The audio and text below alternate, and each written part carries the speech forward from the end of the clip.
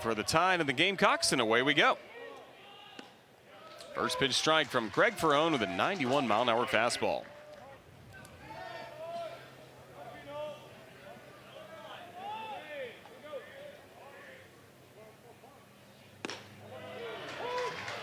Gets in front, no balls, 2 strikes, and a lefty-on-lefty matchup to begin this game with Parker Noland. Last night's strike zone a little bit tighter than typical. We'll see how the strike zone for our guy behind the plate looks today. Slow chop to the overshift, so making the play is the shortstop, Justin LeBron, 1 gone. Playing a little bit of the shift, still make a play. Justin LeBron seems to make those plays look so easy where they're just really not. Mark Kingston's the head coach of the South Carolina Gamecocks. Helped lead them to a super regional appearance last year, and earlier in the week got a victory against Presbyterian for his 200th win as South Carolina's head coach. South Carolina, older squad, so you know that even though they lost the first 2 games, they're still going to bring it today in Saturday's game. And we talked about still got to be able to find a way to scratch 1 game across. It doesn't matter at the end of the day. You're trying to jockey for SEC positioning and standings, and everyone matters, even if you're able to scratch 1. Cole Messina, catcher at the plate, softly taps this to the right side. Will Hodo on to first, and reaching safely, Cole Messina. Infield single for Messina as his hitting streak continues for the Gamecocks. Cole Messina hustling out the box on a play that he got a cue shot to the second baseman, or at the first baseman, and it looks like he got it right there.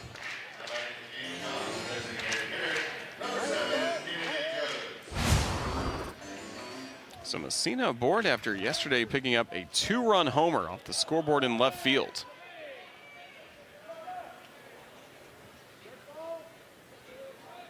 Eight-game hitting streak now for Messina. Kennedy Jones with a man on base. Jones, so far in this series, 1 for 6 at the plate against the Crimson Tide after he'd been red hot coming into this series. He had been red hot, and I think the Alabama pitching staff have pitched him pretty well, but I think he's a guy that's still feeling pretty hot as a hitter and seeing it well. Like the rest of the lineup for South Carolina, doing a good job in this series getting on base with 3 walks. Yesterday, 2 mini walks, according to Crimson Tide staff. What they saw yesterday is South Carolina got 13 walks in the ballgame, or 11 walks, I beg your pardon, in the ballgame, and then a couple of hit batters, just too many free men on base for the Gamecocks. Yeah, you look at, like we talked about, you look at that box score and you wonder, was the pitching staff for Alabama erratic? You watch the game, it really wasn't erratic. There was a combination of South Carolina just doing what they've done well. Their plate discipline, older crew, and made Alabama labor a little bit more and throwing more pitches, and that's why you saw them get Ben Hess out of the game earlier than he wanted to get. Ferrone with a 2-ball, 2-strike count on third hitter in the order, Kennedy Jones, the DH, hitting .347 with 5 homers, 19 RBI. 2-2. Struck him out looking, a fastball at 92. Looked like one of those right there where Kennedy was looking for some type of off speed, and Ferrone just splits the plate with a fastball and just locks him up right there. Tremendous pitch. Runner at first, 2 gone. Ethan Petrie, the cleanup batter at the plate.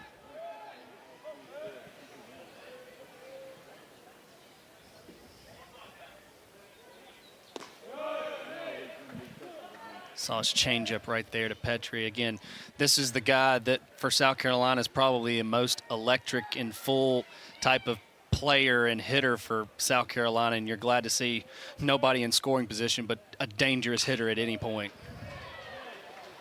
2 for 7 so far this weekend against the Crimson Tide. He leads the way with 12 home runs for South Carolina.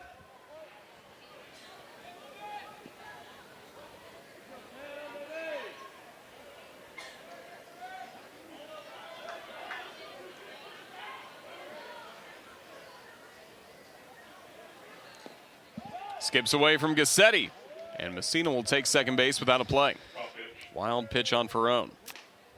Wild pitches have been kind of Achilles heel for both squads this weekend. Thursday night, it was what cost South Carolina 2 runs, and Alabama was able to capitalize on it. And the night before, Alabama had 1 or 2 pass balls that have cost them putting guys in scoring position. You've got to be very careful when you give free bags away, especially for a top of an order hitter like Petrie.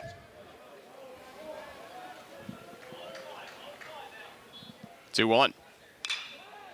Lifted high in the air to right field. Evan Slight moving to his left. Makes the grab, and that'll close out the inning. Crimson Tide see Messina get to second, but he does not.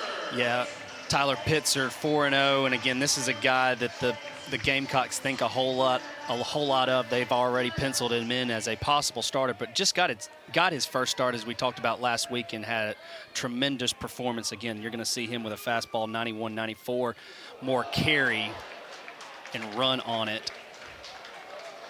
Gage Miller hit by the first pitch he sees. So Alabama with an early base runner.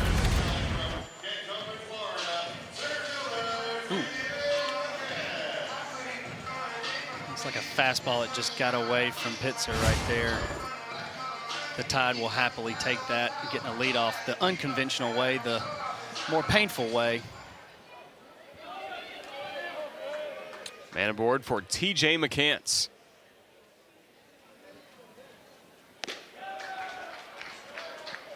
TJ hitting .348 for the Crimson Tide, the transfer from Ole Miss. 11 home runs. Really great work at the plate for Alabama.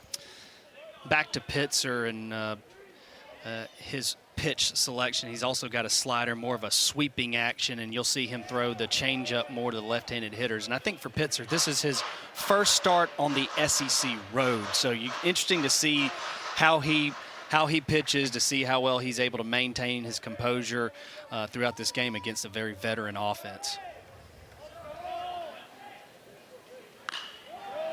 Challenge McCants with a fastball, and he fouls away to make it 1 ball and 2 strikes.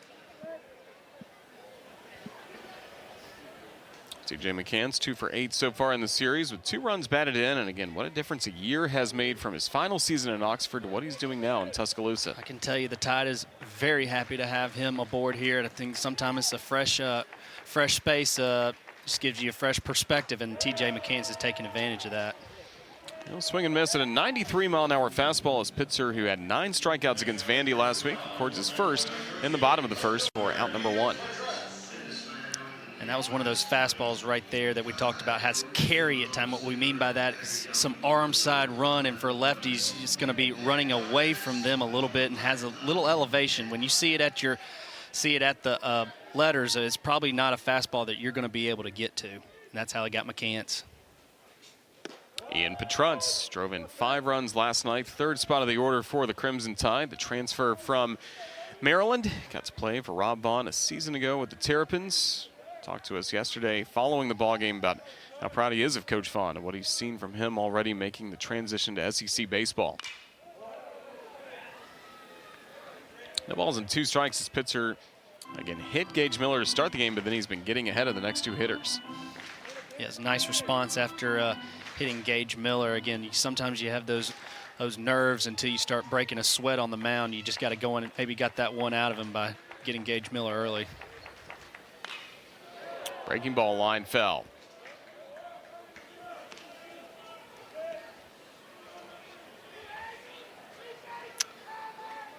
Roger and I got to talk to Ian Petrutz post-game yesterday. Talked a little bit, obviously, about Coach Vaughn and coming over here, but also Coach Papia, who's been able to work with him, and not so much more on the swing and the mechanics, but also just the mentality and the patience and neutral mindset he's taken. Upstairs fastball, back-to-back strikeouts for Pitzer. Same ending for the left-handed batter, and you see that fastball starts at the letters and keeps riding up. It's hard to lay off as a hitter at any point. It looks so good out the hand, but just keeps running away from those left-handed batters.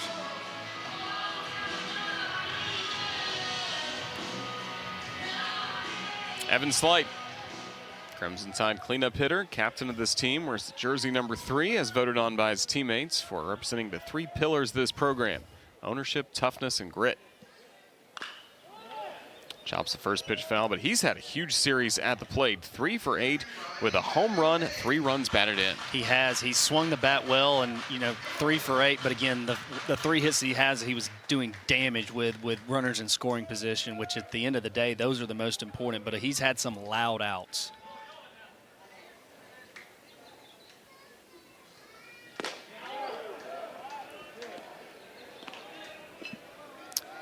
Interesting to see if the Tide may get some action with Gage Miller here at first base, see if he might get the runners in motion and get in scoring position.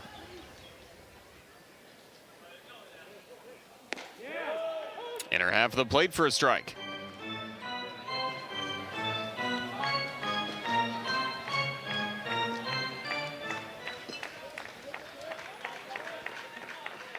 Hit batter started the inning, 2 strikeouts since. Just low, good eye by Slight. Very good eye right there. That's hard to lay off 1-2. That off-speed pitch starts in the zone, looks good, but you got to be able to, once you read that off-speed pitch, know that's going to bounce in the dirt. But again, if you're South Carolina, you're looking for possibly Gage Miller getting in action, possibly running right here.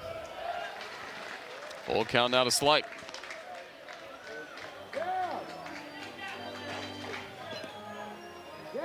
See what Pitzer's most comfortable with pitch-wise, whether that's off-speed or fastball here, 3-2 with the runners in motion.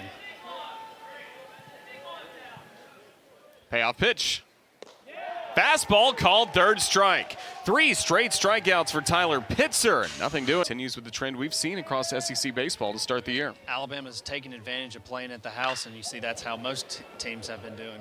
Casas with a high, deep drive to center. McCann's all the way back and will make the catch right at the 390 marker. Casas homered for the Gamecocks on Friday. Gives it a good ride to center, but 1 pitch, 1 out to start the second. Yeah.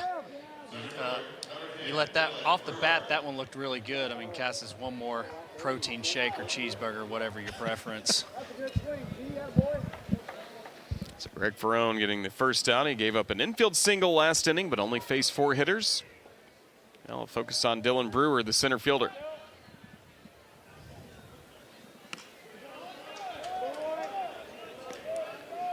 Brewer, we saw on Friday night, did not play in last night's game, but was 0 for 4 on Friday. Overall, 329 hitter for the Gamecocks. You feed him now, Buck. You feed him. Again, for Ferrone, this all starts with ability to control fastball inside and out, which makes the off-speed pitch so much better. Another one struck to center. Good swing. McCann's once again ready. He's got it, 2 gone. Good swings right there. Yes. Good swing, Bruce. Third baseman, number 5, Talmadge Leroy. Good swing, guys. Keep it up.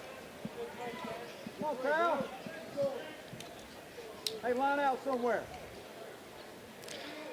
Yeah, Greg Ferrone, you can see his first pitch fastball rate at 72, breaking ball at 28. That's probably prototypical of most SEC weekend guys. 3 fly ball outs in this inning induced by Ferrone. Nothing doing for the Gamecocks. Tied. An older group along with some young talent like Justin LeBron.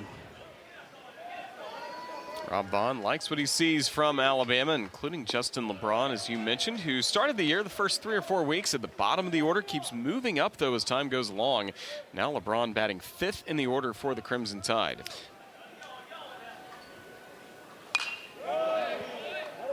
One of the talented freshmen of this class that mostly included transfers, but they love the shortstop of the future and present for the Crimson Tide in LeBron. Interesting to see that stat right there, high school versus transfers. I think that speaks to not only the ability of the brand of Alabama, but in the overall SEC. I would venture to say most SEC squads are going to have something in the top 10, top 15. It's just a tough league. And every SEC school wanted Justin LeBron. Highly touted freshman out of Miramar, Florida. Takes a slider inside, now 3 balls and a strike. Trying to get on base to start the inning against Tyler Pitzer, who hit Gage Miller to start the game, then backed it up with 3 straight strikeouts. Breaking ball misses for ball 4. A rare walk from Pitzer this season, just his 8th compared to 32 strikeouts. You'll take that. Again, that's just the overall growth and as a freshman for Justin LeBron and working a walk. Again, not a glamorous play, but again, anytime you get the opportunity to get a guy on to lead off the inning, that always usually bodes well for an inning for the offense. Puts a man on board for the always dangerous Cade Snell. Crimson Tide designated hitter. It's finally been healthy for the Crimson Tide, and he is showing everybody why he was such a talked about prospect when he came to Alabama from Wallace State. He's seeing the ball better and better as he's starting to consistently be in the lineup. He's just puts together very good at bats and is able to, you know, when he gets his pitch, he's usually doing damage in the double home run department. LeBron at first, nobody out. Check of LeBron, and he's safe there. But talked to Rob Vaughn before today's ball game about Cade Snell, and I said, is this kind of what you had been seeing? He said, well, he's been battling a few injuries here and there throughout the fall and then the preseason, but this is certainly what we saw from the Cape Cod League last year, where he was a Cape Cod League All-Star. Chops it up the middle. Noland on to Tippett. What a double play turned by the Gamecocks. Quick transfer from Noland to Tippett for the out. Wow, what an exchange right there. Flashing the leather for South Carolina right there. What a tremendous play. You can see quick turn from shortstop, good stretch. That's a way to kill an inning. For South Carolina, that's exactly what you want. Carolina playing great defense, leading the league in 23 double plays turned. All started with Nolan, but then the fast hands of Tippett to get the ball out of the glove and make the throw. 2 away, nobody on base with that for Will Hodo, Alabama first baseman. 2 for 7 with a run batted in so far this weekend, the junior out of Waynesboro, Mississippi.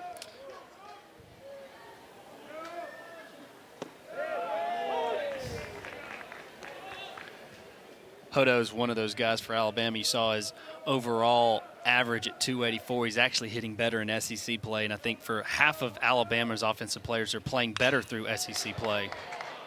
Deep in the air to left field. This is well back, and this one is gone.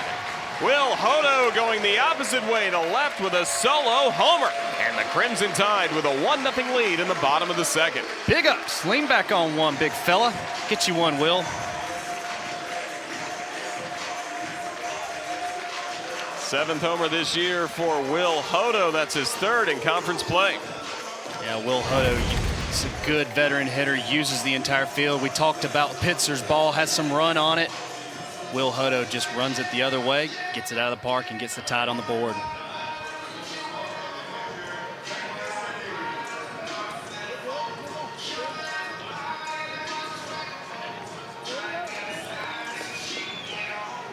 Will Hodo doing excellent work at first base for the Crimson Tide. Alabama had seen Drew Williamson play there the last 4 or 5 years. He's fit in well. Something about that jersey number 18. Cassetti pops this one up. Cole Messina wants it.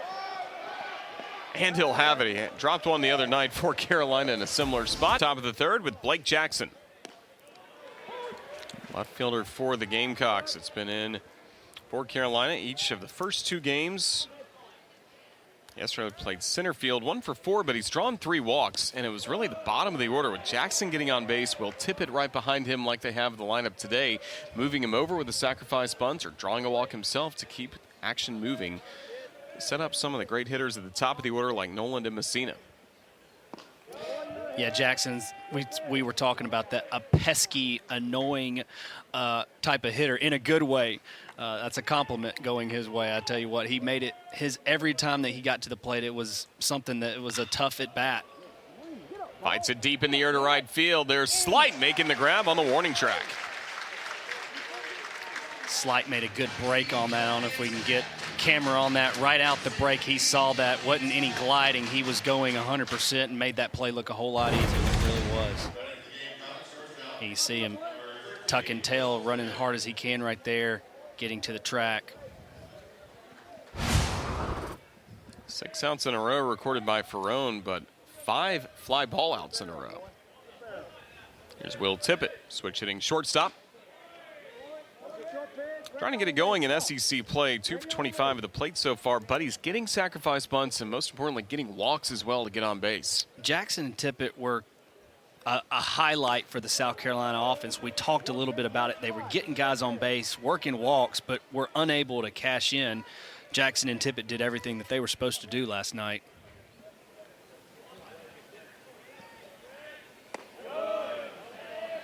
Ferrone falls behind, 3 balls and no strikes.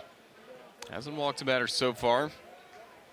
Only 1 strikeout Carolina's been putting the ball in play, mostly flyouts. 3-1. Ball and barrel, get your third. Ready to release.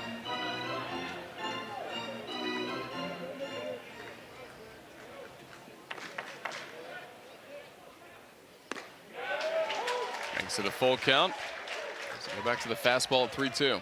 Yeah, it's a good pitch. Even though it was 3-1, advantage count as a hitter, you split the outside corner with a strike. Check swing, got him. Except with a look at home plate umpire David Susie as Greg Ferrone records his second strikeout. Yeah, right there, another fastball. Works it in, lower half. 3-2 pitch. He came back in. Every advantage count for the hitter. Ferrone, you saw, going back to the fastball. 2 strikeouts both looking for Ferrone. Now the top of the order with Parker Noland back at the plate. Slider for a strike to Noland, who had a ground out to short his first trip to the plate. Former Vanderbilt Commodore, now a member of the South Carolina Gamecocks.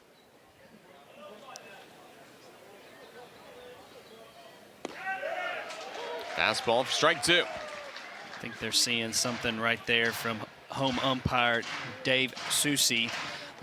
Seems like he's got a little bigger zone than yesterday. Again, and see if Ferrone still tries to keep biting away at that outer half.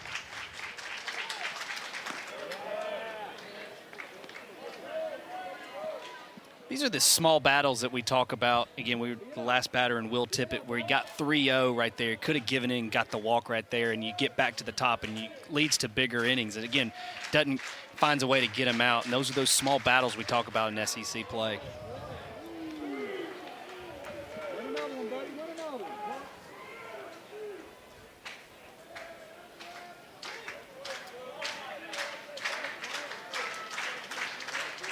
Base is empty with 2 gone. Ferrone with the 2-2.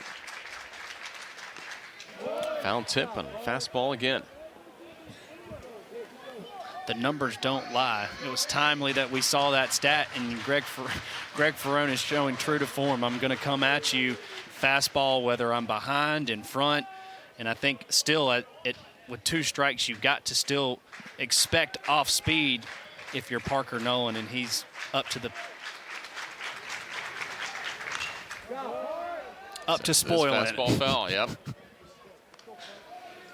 So a good battle and critical spot for the Gamecocks. Try and get just another man on base for Cole Messina, who's waiting on deck. Yeah, for South Carolina, we talk about them leading Division I in walks. That usually means that the pitch counts for the starter continues to climb, and you're able to get your best arms out of the game quicker. And that's one thing that, South Carolina prides himself on, outside of, smashing and hitting doubles and home runs. How can we get the starter out of the game and into the bullpen? Payoff pitch. Bounce to the first baseman. Hodo's there for the play, and that'll close out the inning. 1-2-3 go. The Gamecocks again against Alabama starter Greg Ferrone. Trend certainly continuing into weekend 3 after we talked about it so much to the first 2 weekends. Max Grant leading off this inning for the Crimson Tide at the plate. Back-to-back starts for Grant as the second baseman for Alabama. Transfer from Canisius. Clubs it high and deep to right field. Max Grant with his first Alabama home run. 2-0 Crimson Tide. That ball was deleted, folks, and for Max Grant, that's got to feel good in his second start. Running one out of the yard for the Tide.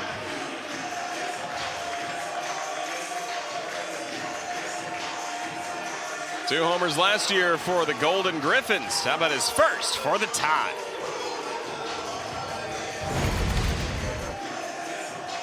Got a fastball down and inside. That's where you like him as a left-handed hitter. Max just absolutely gave the right field Rangers one that they can enjoy out there.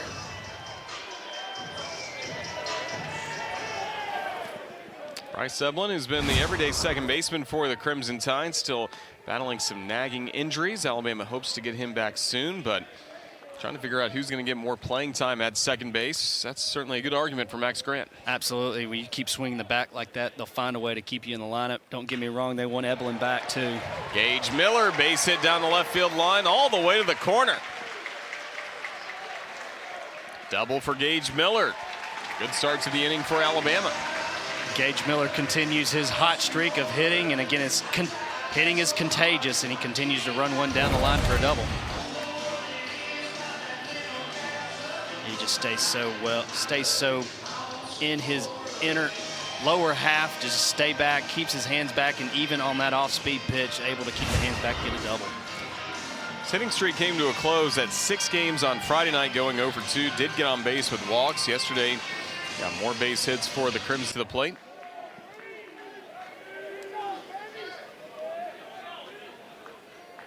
Miller at second, nobody out.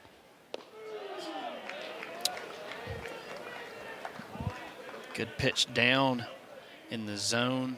Didn't get the call right there, but a good pitch nonetheless. That was the recipe to get McCants out, is running some fastballs on the outer half and then elevating.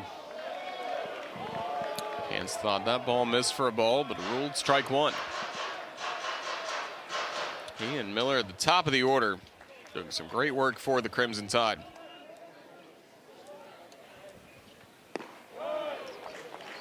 Now down the count at 1-2. Pulled the string with a changeup on that one. That, again, as a hitter, coming out the hand, it looks like a fastball for Pitzer at 92, 93. Next thing you know, it's 83, 84, and just dropping off the table. Tremendous pitch.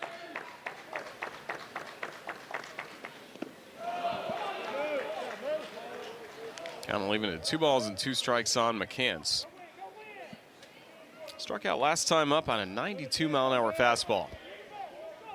Big at bat right here, big pitch for Pitzer. Can you strike McCants out and get the first out? And if you're McCants even in a 2-strike mode, can you find a way to get the ball to the first base, second base side to get Gage Miller over to third?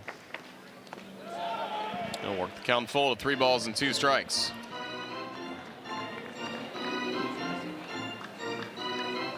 Tough to lay off again, another changeup. Perfectly placed by Pitzer, but now at 3-2, got to get your best pitch right here. See what it is for him.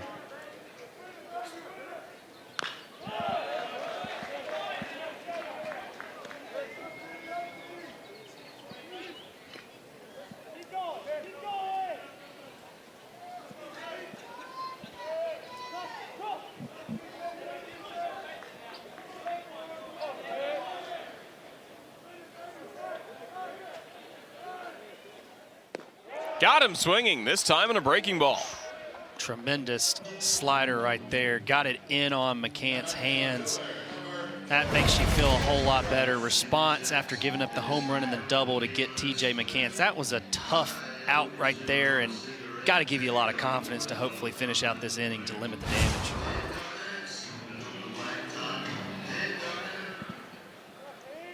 Another lefty batter to face, and Ian Petrutz, who also struck out first time to the plate. Chops the first pitch high in the air into foul territory. Late break for Messina as well as LeCroy. I'll go into the crowd.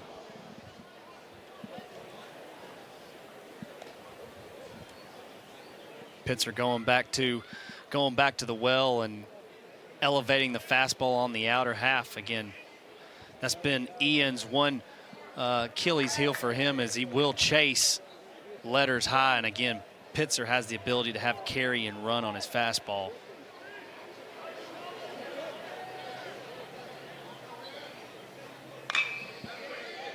Into right field for a base hit.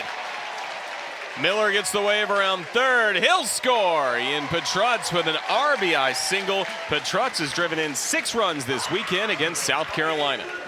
Petrutz continues his hot hitting in the 4-hole right there. Finds a way to get it through there to score Gage Miller from second. Doesn't always have to be pretty or hard hit. Sometimes it's right where you place it.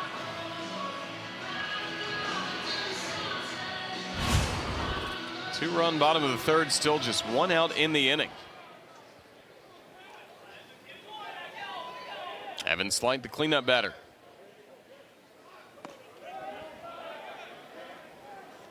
Strikeout looking, closed out Alabama's first inning. Crimson Tide not scoring 3 straight strikeouts by Pitzer to end that inning.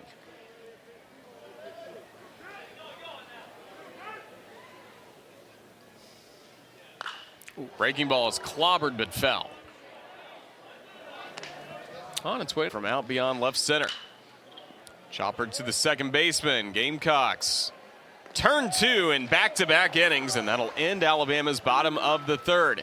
But the Crimson Tide with a pair of runs in this third. Continue that streak. He's a hot-hitting righty right now. Needs to get South Carolina back in the run column. So dangerous hitter right here.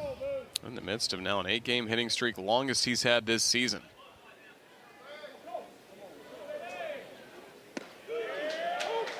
Second time for him facing Greg Ferrone. The Crimson Tide lefty is in a good groove, setting down 8 batters in a row ever since that Messina base hit. And Greg Ferrone showed you again, he's going to pour the milk. He's going to throw fastballs, and here it comes. And then he's able to take a little bit off and get the strikeout on 3 pitches right there to Messina. Big start.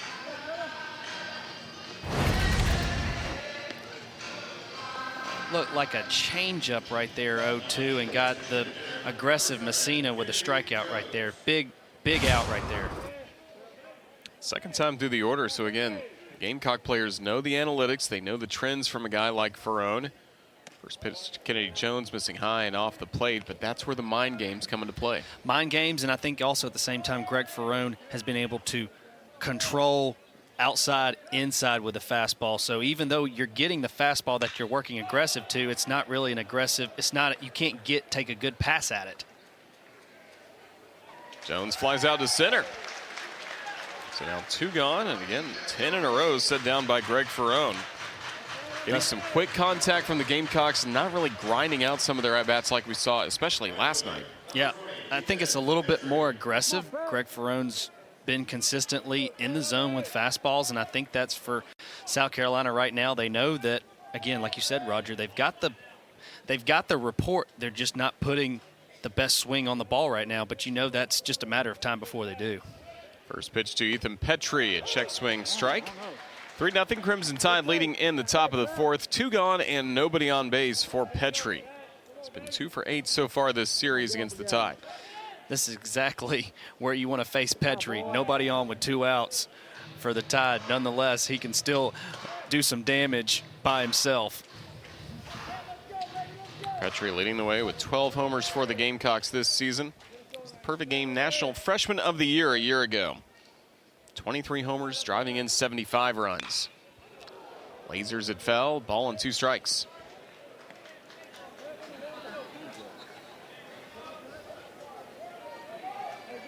Four homers in the last 5 games for Petrie. Hasn't gone yards so far here in Tuscaloosa. Ferrone stays a little bit outside, evens the count 2-2. Yep, Greg's done a tremendous job of limiting his pitch count against a very good, disciplined South Carolina offense. So see how he can continue that. This has probably been his best start that he's had as a Tide offense or SEC start for him. Bobbled by Miller at third. The late recovery for the out, and that'll close out the inning. 11 in a row set down by Greg Ferrone on the mound for Agile, especially at home. All home series against teams in the top 20. At one point, 4 of the 5 opponents coming up at home in SEC play were in the top 5.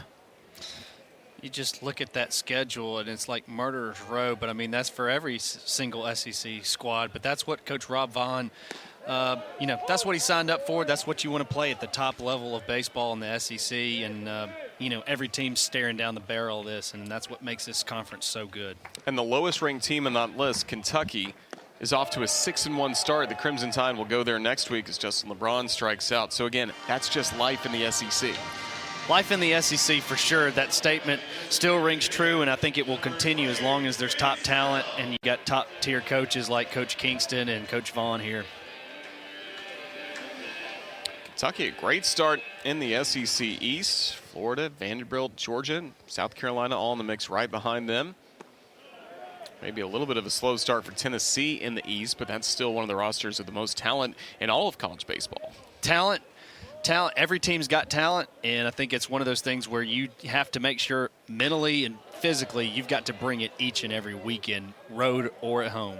Cade Snell with a fly out to center field. 2 quick outs for Pitzer, and maybe that double play ball to end the 3rd inning has really gotten him back on track. It absolutely did. That was a matter of the game where you needed to double play because the batters were just seeing it really well, and you were able to get out of that inning and limit the damage to just 3. And we saw last night, South Carolina was able to put up a 4 spot on Ben Hess, and then the Tide late in the game yesterday was able to put up a 6 spot. So you know this game, you just keep it close. Will Hodo, first pitch swinging. He homered last time up. This one's deep into left center again, and just like the first at-bat, Hodo homers for the Crimson Tide. He's got 2 solo shots against South Carolina to make it 4-0. Hodo just staying in that honey hole over there in left field, just absolutely working that left field side and runs the ball out of here. He's seeing the ball well. 2-homer game, Will Hodo.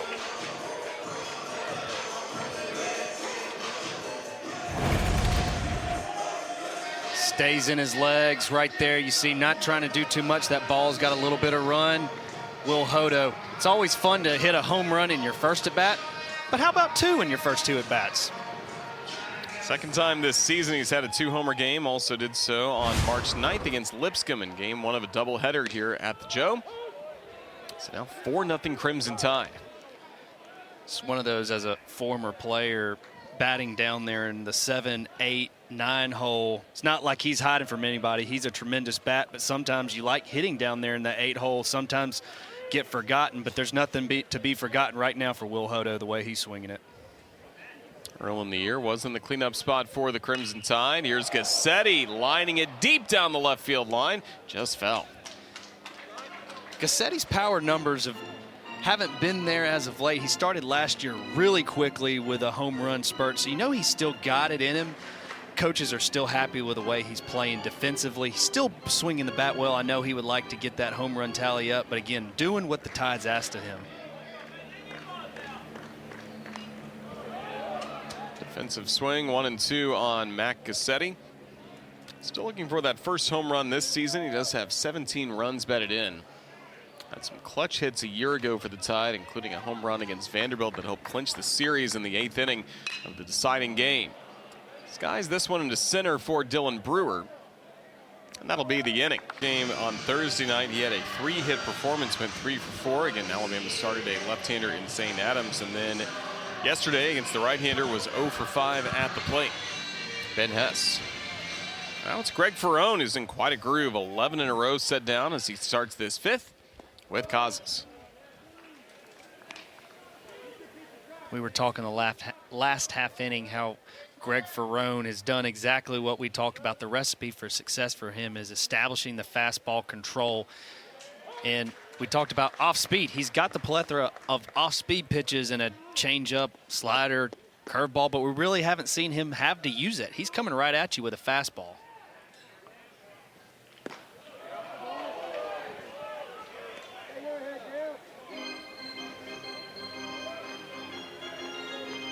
We talked about it with Casas. Typically, as a left-handed hitter, you just don't always see left-handed pitching as much. It's just a little more struggle seeing it out of that arm slot. But Casas has just defied that and saw it really well, and he puts a good swing on that one right here. Base hit to center to start the inning, and he becomes the first base runner since the first inning for South Carolina. Good swing right there. You see the reason why Casas swings the bat real well against left-handed pitchers is he keeps his right shoulder inside. So typically when you see that arm slot coming out there, you want to yank and get outside to get your hands extended. But Casas just sees the ball up the middle, puts a good swing on it, and gets a good start for the Gamecocks right here. Dylan Brewer pops up the buns. Hodo will reach for it, and it's just out of his grasp. I figured you'd see that with Brewer at the plate here. Carolina needing to generate some offense.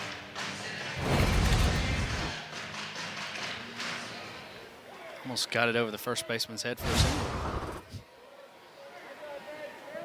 See if they go back to putting down the bunt for a sacrifice right here. I got to believe right now the way Greg's pitching with fastballs too, this is a good count, good opportunity to lay one down. Keeps the bat on his shoulder for ball 1. Brewer hitting 185 in SEC play with a homer, 3 runs batted in. Overall, 3 homers this season for him.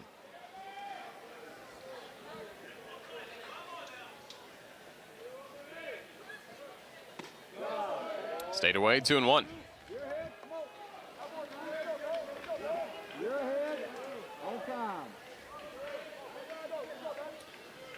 another good thing for Greg Ferrone when you got guys on the base pass. When you continue to throw fastballs, makes it harder to run on the pitcher. There's a swing and a deep drive down the right field line. Slide moving back all the way to the wall. He will look up, and this one is gone. 2-run homer by Dylan Brewer has cut Alabama's lead in half. It's now a 4-2 game in the top of the 5th. Great swing right there to keep it inside the foul pole to get the Gamecocks back on the board. Dylan Brewer with a tremendous swing on that left-handed pitcher and Greg Ferrone. Not easy to do to run it out the yard against that. Second, got it out of there. It's now a 2-run ball game. Nobody out in the top of the 5th. Talmadge LeCroy trying to keep it going at the bottom of the order. Fly out to right field, his first trip to the plate. Just like that, we've got a game again. And again, that's when we talk about every opportunity to get your runs when you can. LeCroy will ground out to short for the inning's first out. And for Greg, that's, again, go back and get back in the zone, fastball, get a ground ball. Don't be afraid. You still got a lead, and you know Alabama's offense is good too.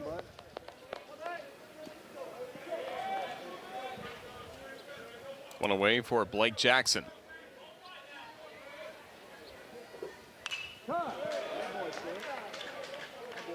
Jackson a fly out to right field, his first trip to the plate. He's done a nice job getting on base at the bottom of the order for South Carolina. South Carolina is number 24, Ty Good. 24 Good in the bullpen for the Gamecocks. Ferrone in front, 0-2. You see for Coach Kingston, even against a tremendous left-handed threat in Greg Ferrone, you still got 5 left-handed bats if you count Will Tippett, who swings it from both ways. It doesn't matter matchup-wise. He feels confident in his players, and he's going to roll them out there. Ferrone got him swinging. 2 gone. Hadn't seen the slider much, and I think that's why you get him right there. It's not much. He hasn't relied on it, but tremendous pitch right there where you run the ball to run. Start in the zone and run out. Tremendous pitch right there for Greg Ferrone.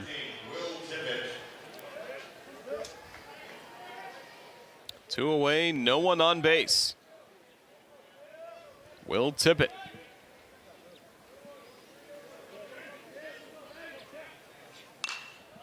Pops up the first pitch. Hodo into foul ground. Makes the play, and that'll close out the inning. But damage done to start the frame. Carolina has had few of those, but that's one bright spot when they're trying to get a game on Saturday. Curveball outside to start the at-bat of Grants, and going back quickly for one more moment to Pitzer. You think about strikeouts he collected. That's against some veteran hitters like McCants, Petrutz, Evan Slight. And it was, for the majority of them happened in the first inning where he had his stuff looked really good. Alabama hitters were able to make some type of adjustment from what they saw, and I think that's just life. Again, we talk about life in the SEC, and I think that's when you have to take that next step of understanding, yeah, I struck these guys out. I've got to come back and deliver it again. Good in front, 1-2. Good also transferring to South Carolina from College of Charleston, now a 5th-year senior in 2023. A year ago, he was the CAA Pitcher of the Year. Went 7-4, had a 4.26 ERA. He led the Coastal Athletic Association in strikeouts both in 2022 and 2023. It's a big get for Coach Kingston. I think they think a whole lot about Ty Good, again, to get him as a transfer and see how they just add depth and a quality arm. Just a piece of it fell, a ball and 2 strikes. Grant trying to get the pitch count up for good just as he comes into the ball game. 6th pitch of the at-bat coming up. Yeah, for Max Grant, you know, you get your first home run as a Tide player. It just tells you, you know, see what it can elevate you to do next. Good, strikes him out with a 93-mile-an-hour fastball.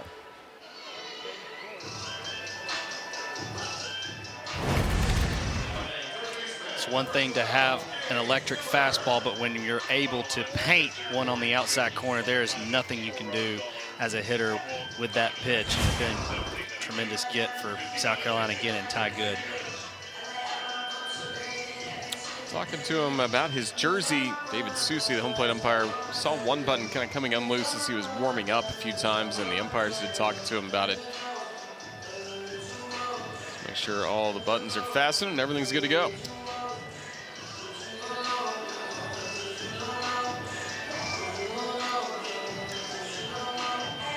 You got so much electric stuff, you just come out of your uniform.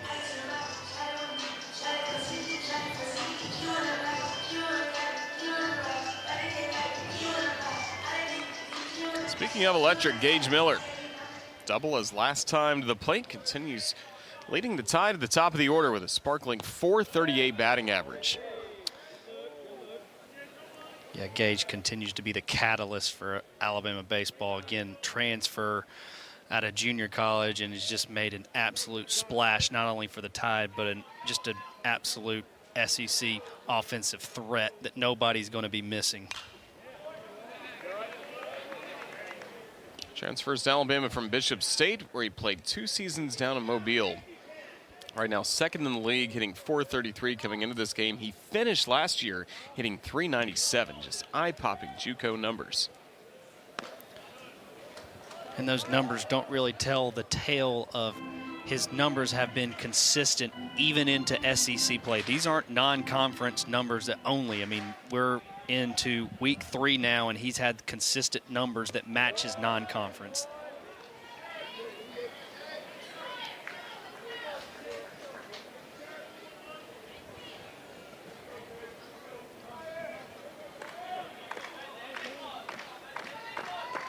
Good with the 2-2. Right back up the middle, base hit. Another multi-hit game for Gage Miller in this series against South Carolina. After he was 3 for 4 last night, he's 2 for 2 in this game. Gage Miller continuing to do Gage Miller type of things. Again, Ty Good had him in a strikeout position, and Gage just gets a fastball. Looked like it was questionable strike ball, but just found a way to put it up the middle for a base hit.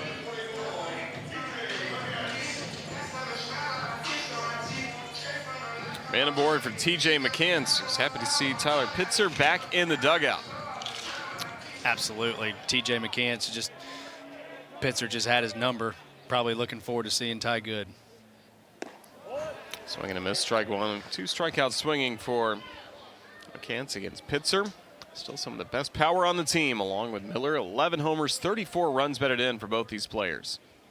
Starting to see the right-handers go to the changeup a little bit more. That just goes to tell you the respect, but also how good a fastball hitter TJ McCants is. And that's kind of that's the way you kill a good left-handed fastball hitter, is if you have somewhat of a good changeup, you can just stymie them. And unfortunately, it's got McCants in a hole.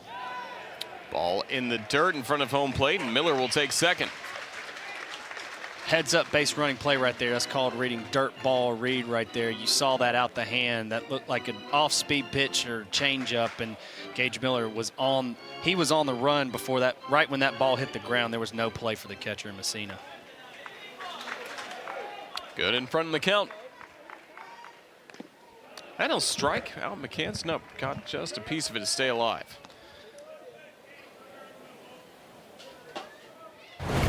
Looked like another changeup, just devastating off the table. McCants an emergency swing just to fight to see another pitch. 1-2 again. Pretty good fastball at 92, just missed. Tremendous pitch. Again, you see Ty Good. He's all over the zone. He's thrown 11 strikes thus far in his 16 pitches, and he's going to come at you with a fastball, and that's the place where you want to miss fastball in with 2 strikes to lock him up. Can't sticks around at 3-2. You see why Ty Good was the CAA Pitcher of the Year last year. He's just, has electric stuff at that level. Bring him into the SEC, and he's absolutely showing he can get strikeout stuff, and South Carolina needs him right here.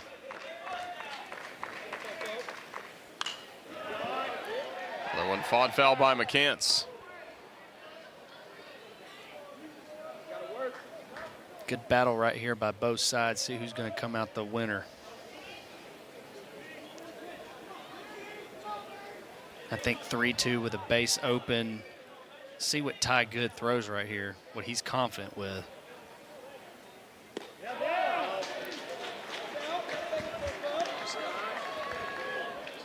full count on McCants. This battle continues. Crimson Tide just saw a 2-run score for the Gamecocks in the top of the inning. Trying to answer back here in the bottom of the 5th against the Carolina bullpen. Rolled right to first. Casas will make the play as Miller takes third base. Now there are 2 gone. Ty Good, tremendous pitching right there against McCants. McCants just wasn't very comfortable at that at bat. Again, typically you see TJ McCants in an advantage count. Was not an advantage count right there. It's just the good pitching and Ty Good right there. Hats off to him. See if he can finish out the inning.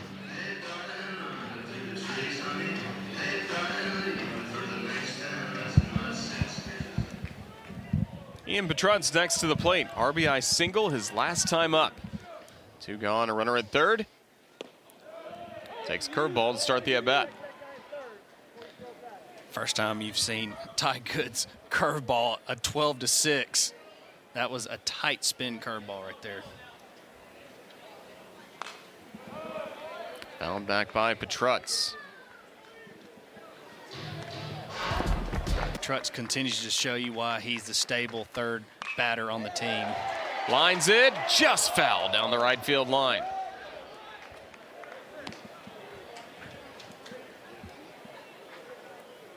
Slowly but surely, Ty Good finds himself in another 0-2 count. Petrutz puts a good swing on it, but not much he can do. Is a little too inside and couldn't keep it fair.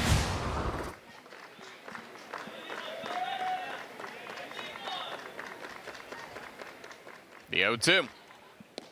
Got him swinging.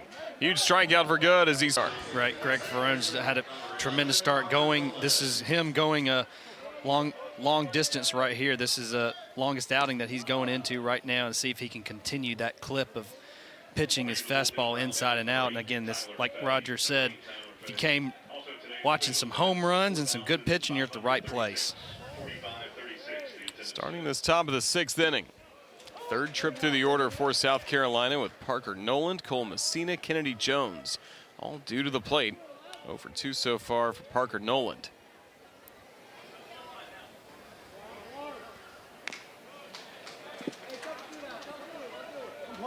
You see Greg Ferrone, we're in the top of the 6th. He's only at 64 pitches. That's a really good pitch line at this point in the game. He's done a tremendous job of working aggressive to the fastball, letting the defense work at times, not having to strike out everybody. Into the shift. Perfect placement for Max Grant to throw out Noland to begin the inning. Good start for Alabama and Greg Ferrone right there. This is just a South Carolina offense that's just waiting to pounce and get a big inning going. They haven't been able to really do that outside of the home run, and that's just Greg Ferrone just being on his game today. Mentioned the pitch count only at 65. He's been stretched out to as many as 92 pitches against Tennessee 2 starts ago. Against Georgia last week, 87 pitches. Now he's facing Cole Messina for a 3rd time today. A transfer from Louisville who was in and out of the bullpen for the Cardinals last year. Firmly in the rotation for the Crimson Tide this season. Being asked to do some different things, was a midweek starter at first, and then the injury to Riley Quick moves him to the weekend, and then he's been right behind Ben Hess in a traditional Friday-Saturday role. The Tide's always thought really highly of Greg Ferrone, and he has weekend stuff. Base hit to left for Cole Messina. He's got 2 of the 4 hits for the Gamecocks today against Ferrone. Cole Messina continues to swing a hot bat. He just looks confident at the plate. The Gamecocks need him to continue swinging a hot bat and see if they can continue the hit streak and get Ferrone sideways and get a crooked number up here. It's man on board for Kennedy Jones trying to get it going. 1 for 8 so far in this series. And back to Ferrone again. The Tide think he's a weekend type arm now. He was not a weekend kind of in and out right out the beginning of the season, but like Roger said, Alabama lost Riley Quick, and his other pitchers have battled some injuries. You got to be ready for your opportunity, and Greg Ferrone has taken advantage of that and solidified himself as a weekend guy. Alabama's down Riley Quick, also Hagan Banks out for the rest of the season. So the injury bug certainly hurting this Crimson Tide pitching staff, but that creates opportunities, and Ferrone's one of those examples of somebody that's stepping up. He absolutely has, and again, he's going to continue to get more outings and starts like this the way he's pitching and continue to leverage his fastball and get in a good 0-2 count right here against Kennedy. Strikeout looking and a fly out to center for Kennedy Jones. We got Pat on deck, but both a pretty decent runner. Messina at first, only one out. Jones sprays it high and deep to center field. McCants racing all the way back. This is off the wall for a base hit. Messina will get the wave around third. The relay throw home. Messina slides in safe. Kennedy Jones with an RBI double makes it a one-run game in the 6th inning. It's now Alabama 4, South Carolina 3. What a swing by Kennedy. You knew he was due coming in with only one hit this weekend. You knew he was going to get one going, and he powers one into the gap. Tremendous play off the wall by T.J. McCants. We'll see it out here. Great relay throw to Justin LeBron and play at the plate. But again, Messina has got sneaky wills. They sent him, and they knew they had to get that run home, and he squeaks in there.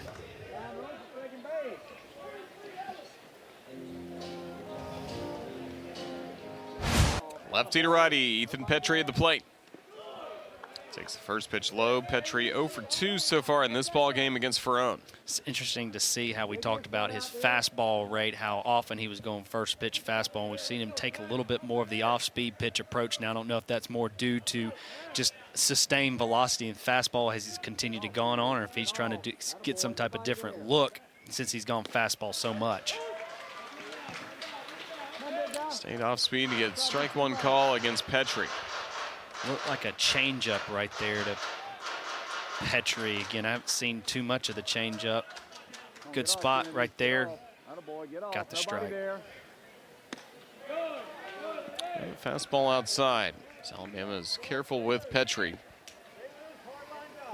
23 home runs, 75 runs batted in a year ago, setting new South Carolina freshman records. Already 12 homers this year. This one bounces in the dirt. Jones will take third base. Wild pitch on Ferrone. Second one by Ferrone in this ball game, and now the tying run 90 feet away. And the Crimson Tide will just intentionally put on Petrie. No need for an extra pitch in case the ball four would be a wild pitch. Can bring in Jones from third base. So now men on the corners for South Carolina, and once again a good opportunity for Gavin Casas, but it looks like it won't be against a left. Run a good Greg Ferrone outing out of there, and now you get Tyler Fay. Tyler Fay on for the second time in this series. Got 2 critical outs in the 8th inning on Thursday to help Alabama earn a Game 1 victory. At the time when he was on the mound, it was 3-3, but the Tide went on to win 4-3. But someone that Alabama trusts out of the bullpen. Yeah, Tyler Fay is one of the stoppers, what we call out there, is just to get this inning out. He's a strikeout type of pitcher. He's got a fastball 90-94, slider, sweeping action, and a changeup that you're going to see against the left-handed hitters. And I think you might see that a little bit more against Casas. Casas laying down a bunt. A roll is foul. It's Greg Ferrone done for the day. 5 1/3 innings of work, 75 pitches against South Carolina. His first 4 innings were scoreless. But now men on the corners, 1 out for the Gamecocks, only down by a run. Fay back in the strike zone with a slider. Good pitch right there, coming right back, being aggressive with Casas.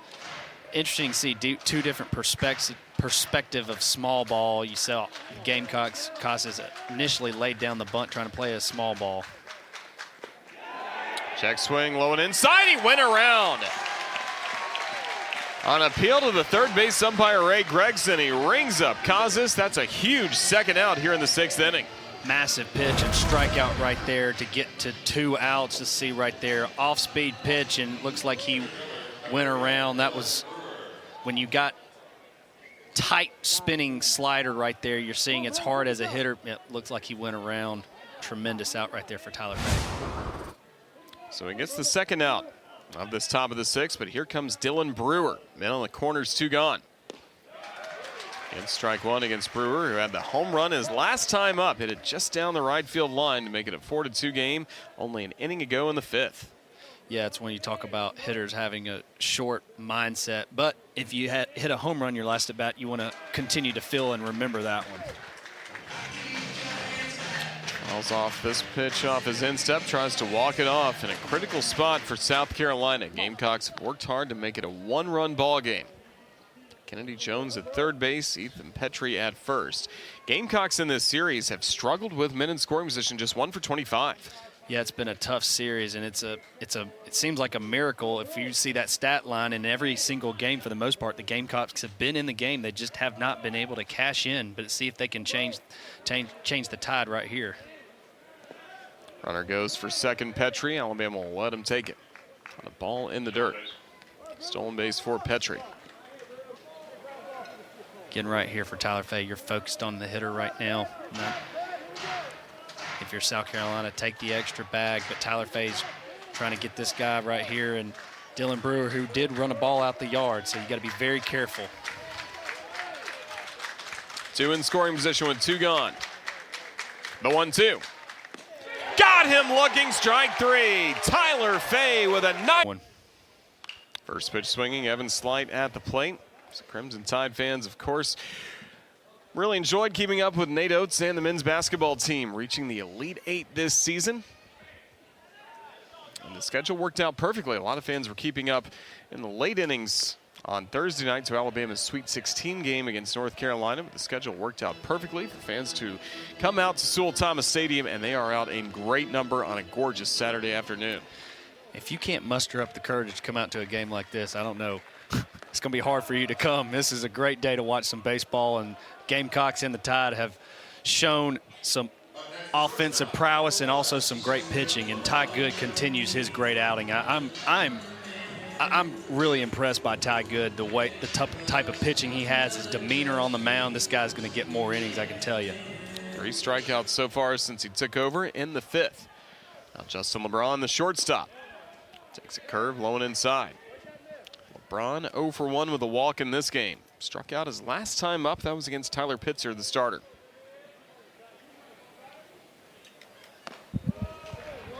Out in front that time as well. And Ty Good has really shown you all his pitches. He can throw them in any count. He's deceptive. Really stymied the Alabama offense as he stepped on the mound. High drive to center, but it's going to be playable for Brewer. 2 gone.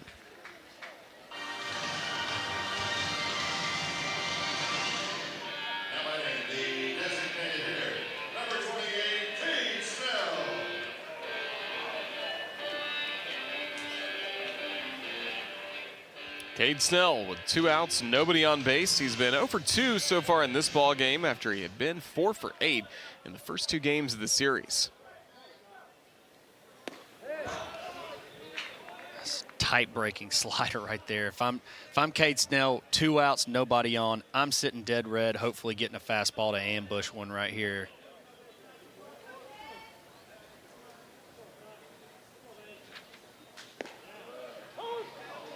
Paints the corner with a curveball. And then you break one off like backdoor curveball for Ty Good. Nothing you can do with that. Off the end of the bat, this was lifted high into left center field. Jackson will make the grab. Crimson Tide set down an order, 1-2-3 here in the 6th. We've got a. It's been a great bullpen matchup. You know, for the most part for Alabama, they put themselves in a good position. I think Coach Rob Vaughn knows and has the slots that he wants to pitch each guy in. We're starting to see that defined. Certainly looking ahead later in the ball game, if Alabama has the game on the line, Alton Davis II would be available again. He didn't get the save the other night, got the win. Came on when the game was tied, then got the final outs in the 9th to preserve that 4-3 victory on Thursday. Talmadge Lee Croyd leading off this inning for the Gamecocks. Bottom third of the order due up. And a strikeout for Tyler Fay starts the 7th. Off-speed pitch, 1-2. Just tough to lay off right there. Tremendous pitch in Tyler Fay.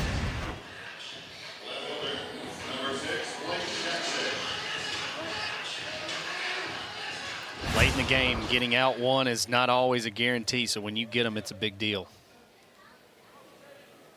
Blake Jackson, the left fielder. Takes strike one. 0 for 2 in this ball game. Tuesday hit his first homer as a Gamecock against Presbyterian.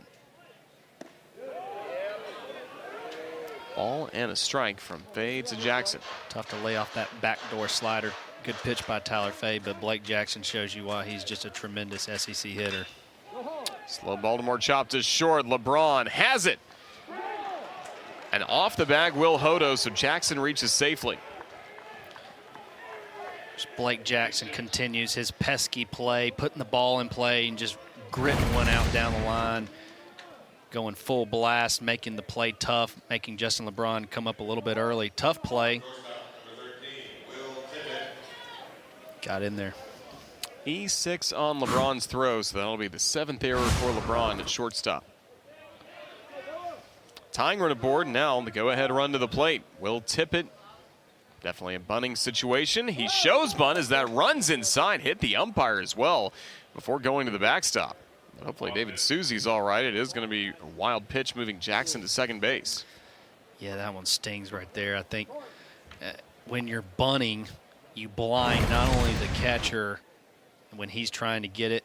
You can see how he pulls the ball back and Gassetti completely whiffs on it. It hits Dave Susie right. Swung the bat well this weekend. I think you let him start swinging, but that doesn't mean he won't, because he's got good wheels. Will be ahead in the count. 2 balls and no strikes. Overall average at 160. Again, really trying to get it going in SEC play. 2 hits so far through the first 3 weekends.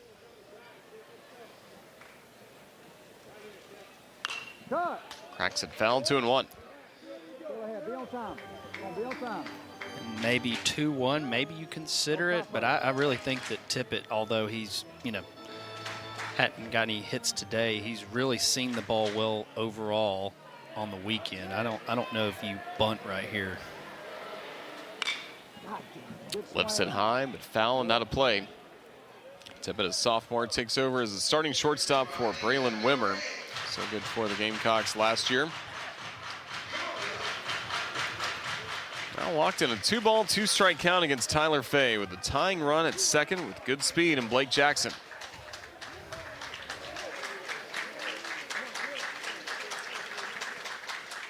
Two. It'll be a full count. Another tremendous bat. At bat, Tippett's batting in the 9-hole, but there's nothing 9-hole about him. Again, this is a full roster and tremendous lineup in the Gamecocks. So you cannot take your focus off at all. Boy!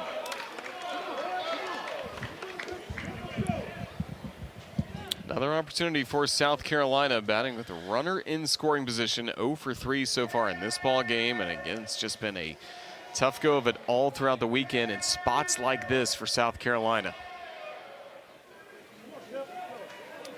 For Tyler Fay right here, again, 3-2 pitch, guy at second base. What is he most confident with throwing right here? We'll see what Coach Jackson dials up. 3-2. Low and inside, ball 4. A fastball misfired low and in, and that puts 2 men aboard for South Carolina. I would say not the worst thing that would happen, but again, the way that Parker Nolan's swinging the bat, you don't want anybody on the base pass, but not the worst thing that could have happened. I think he's got the opportunity to get out of this inning. I think it starts right here, though. He's got to get it out right here.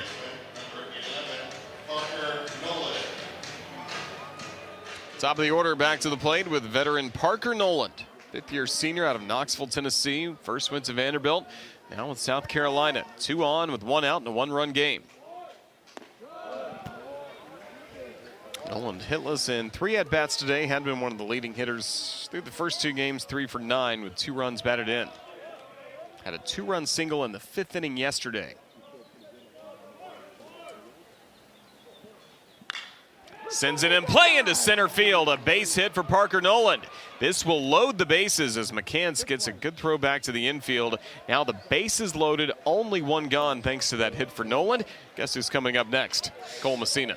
Again, he seems like he's always in the action. The guy that you don't want to see for Alabama and South Carolina, you're licking your chops because this is exactly who you want up. And again, right there, you see the hard hit ball right there.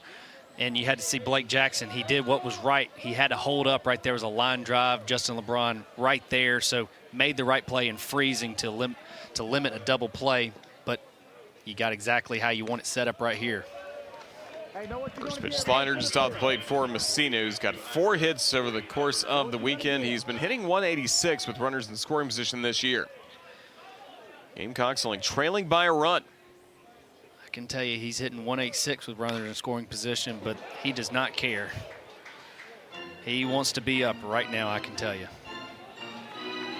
Rip that into the Crimson Tide dugout. He's got Jackson at third, Tippett at second base. Jackson the tying run, Tippett the go-ahead run, and Nolan for good measure at first. Only 1 gone, top of the 7th. Strike 2. Breaking ball for a strike right there. I know he got the strike right there. I don't know if that's where you want to live up there, but you got it. See what he comes back here 1-2. If he repeats that or if he comes on the inner half with a fastball to try to lock him in. The 1-2. Breaking ball hit fair down the left field line all the way to the corner. South Carolina will take the lead. Cole Messina comes through with a 2-run double. And now the Gamecocks are in front 5-4. Tremendous at bat, completely changes the momentum of this game. Cole Messina continues to show you why he's just a top hitter for South Carolina in this SEC lineup. Hanger again went back to the well, right down the line. You did damage with it.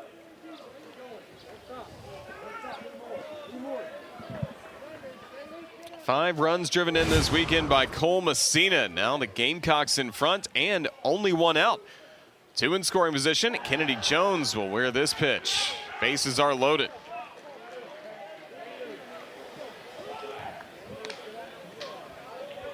Five runs over the last 3 innings of the plate for South Carolina, and still a lot of work to do in the top of the 7th. Yeah, looks like a fastball just got away from Tyler Fay right there. Unfortunately, you got the bases juiced for the top hitter for South Carolina in Petrie. So he's got action. Bases loaded.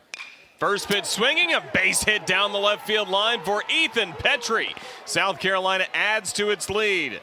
Nolan scores, Messina scores. Jones will be picked off at third base, but the Gamecocks can live with it thanks to a 2-run double by Petrie. It's now South Carolina with a 7-4 lead. Petrie wasting no time, got a fastball and just put it right down the left field line, puts a good swing on it. Heiberger doesn't even have any chance to get settled in. You can see it right here, fastball down and in, keeps the hands inside so it's not a foul ball.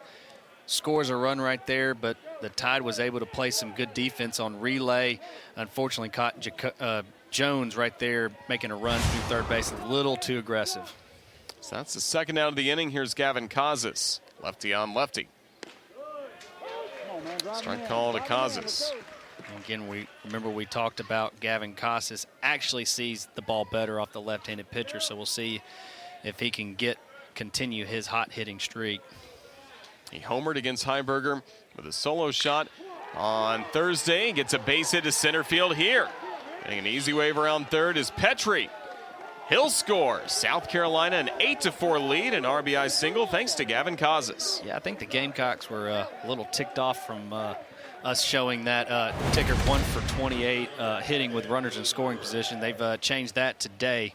Really done a tremendous job of swinging the bat, being aggressive early, getting a pitch he could handle, and gets another run on the board. And the Gamecocks now 4 for 7 with men in scoring position today, but all 4 hits in this inning. Yeah, when it comes in waves, and I think for the Gamecocks, you're able to get more bullpen arms out there, and they've done a tremendous job of getting the pitch that they can hit and doing damage. Dylan Brewer really got it all going for South Carolina in the 5th. After a leadoff single by Casas, he hit a 2-run homer that got Carolina on the board at 4-2 and gave an offense that had been scuffling against Alabama starter some hope. He did. It was the first time Greg Ferrone, the Gamecocks have gotten to Greg Ferrone right there, and Dylan Brewer did that and just slowly got him out of the game. And you see, it's just over time, you get to the bullpen, you're going to have a better matchup as a hitter for the Gamecocks, and they've taken advantage of it. 5 runs have scored in this top of the 7th. It was big innings yesterday for Alabama that got the Crimson Tide 13-6 win. 8-4 Gamecocks in the 7th.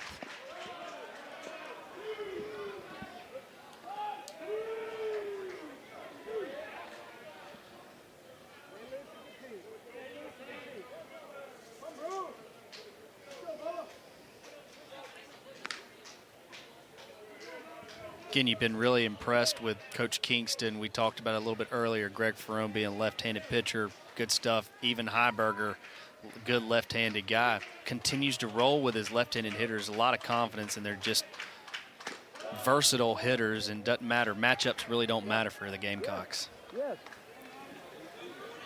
I don't know. Automatic. Make sure he goes to the plate. Full count on Brewer. Boy. Just fouls it away to stick around. This is 8 runs for South Carolina in a game where they've only drawn 2 walks. It's a different way to win games, and I guess for the Gamecocks, losing the first 2, you're like, let's be more aggressive at the plate, and they've done that. And I think that's probably been something for them. That you knew that their offense has the firepower, and they're showing it to you right here. Up the middle, a base hit for Brewer. Hustling to third base. And in there safely is Kazas. Man on the corners with 2 outs for South Carolina as the Gamecocks have batted around here in the 7th. Dylan Brewer continues to see the ball and hit the ball well. Again, we talk about 2 strikes. You find a way to put the ball in play. Wasn't pretty, but put it where they ain't. And the Gamecocks continue the hit parade. And I'll tell you, if you're Coach Kingston in the Gamecock offense, 4-run lead is not enough. I can tell you the gas is still down. Talmadge Lee Croy. Check it first. 5 runs and 5 hits this inning for South Carolina. Of course, the error by LeBron looms large as well to get the Gamecocks their first base runner. Well, it's Lee Croy who started the inning with a strikeout at the plate. Skies it high down the right field line. Hodo and Grant giving chase, and it will be Hodo that puts it away. Bottom of the 7th, and he tries to figure out Ty Good. 2 scoreless innings so far by Good in relief. Gave up a single to Gage Miller, but that's been it so far to go along with 3 strikeouts and no walks. He's shut the door on Alabama since he's gotten in. If you're Alabama, you're glad to see Will Hodo at the plate. He's seen the ball well. See if he can do something to get the inning going. If you're the Crimson Tide, you have 3 at-bats to work with. Don't have to get everything back right here. That's exactly right, Roger, and that's the mindset you have to have. You just got punched in the mouth. You still got 3 opportunities. You need to get Ty Good sideways. He's been good thus far, but again, you got to think he's in the bullpen for a reason. There's only so many pitches that he's probably going to go, and I think you need to start it with, getting 1 base hit at a time. The 3-1. Hodo fouls it away, 3-2. I know Will Hodo wants that pitch back right there. Just fouled it off and missed it. That was a pitch that was 3-1. Definitely working aggressive, too. Swing and a miss, strike 3. 4th strikeout for Ty Good. Ty Good just pulls the string with a changeup right there on Will Hodo. Wow. Tremendous pitch right there by Ty.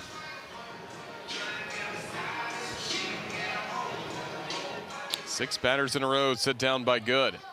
Mac Cassetti, the Crimson Tide catcher. Cassetti, a quiet series so far for the Tide. 0 for 2 in this game. 0 for 7 this weekend. Did drive in a run with a ground out.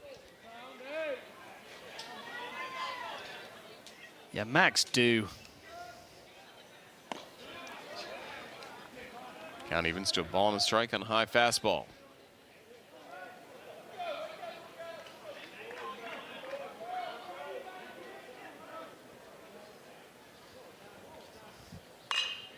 Puts it in play to right field, but sizing it up well and making the catch, Ethan Petrie. Ty Good continues to make quick work of this Alabama offense. Again, Mac Cassetti puts a good swing on it, but Petrie played in the right position right there. Hopefully Max Grant can continue his hot hitting and get something going with 2 outs right here.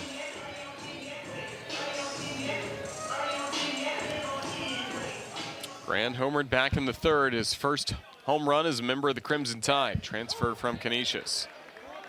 Struck out looking last time up. He's 1 for 2. Getting back-to-back starts at second base for Alabama.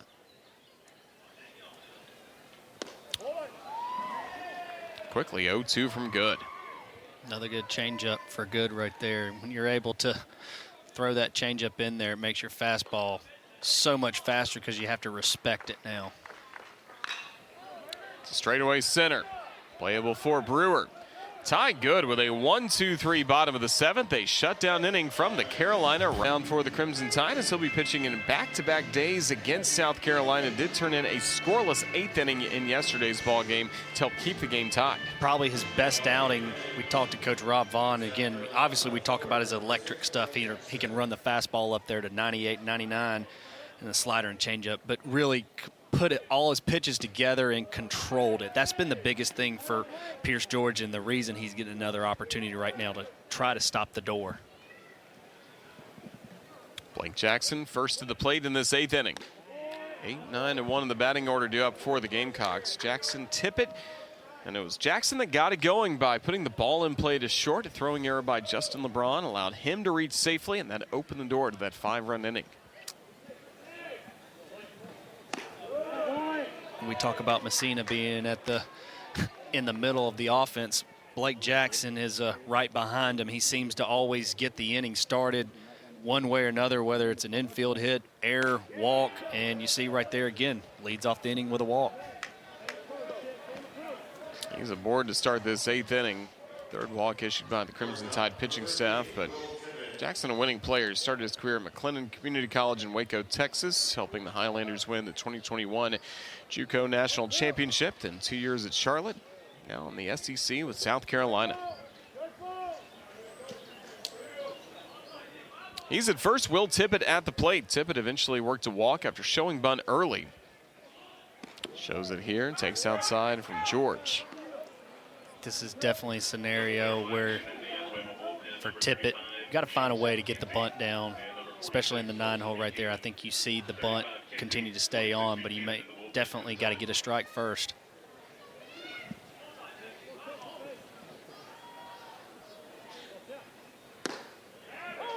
There's the strike on a 98-mile-an-hour fastball. George routinely hit 100 miles per hour on his fastball last night.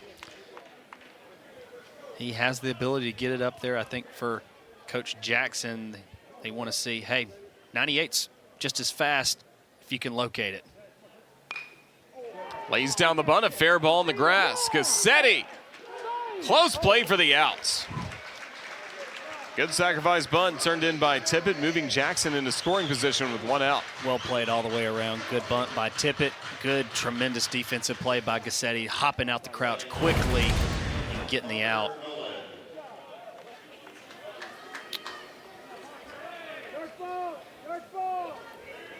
The right play right there for George to get out of the way to let Gassetti's momentum take him towards first base and get the out right there. Top of the order, Parker Noland puts it in play to short. Braun throws him out, and another 90 feet for Jackson moving to third base, but now there are 2 gone. And I think you can see for Pierce George, you stay down in the zone with your fastball, you can find a way to get outs. And again, still hadn't closed the door quite yet. And once again, our main man, Messina, stepping up to the plate. He has been the star of the weekend with his huge home run last night, driving in 3 runs in that ball game. 2 runs driven in today. Quite a bluff from third base from Blake Jackson. Yeah, I think I think for Pierce George, I think for him, focused, trying to see if you can get him rattled and maybe hang something to Messina.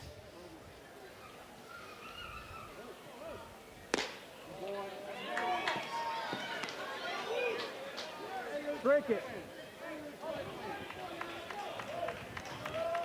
Power on power right here. And if you're Pierce, you want to still go after him, but at the same time, if you get behind too much in this count, there's nothing wrong with putting him on. Fastball on 99. Gassetti really had to extend to make sure that stayed around home plate. Pretty damn good. Hope Matt Cassetti stretched his oblique right there. I know he's going to be feeling that one. He's caught every inning so far of this series.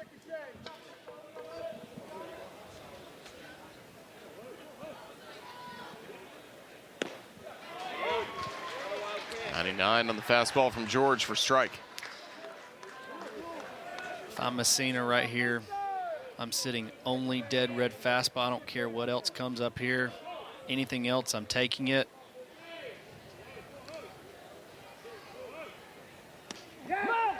And this gets away.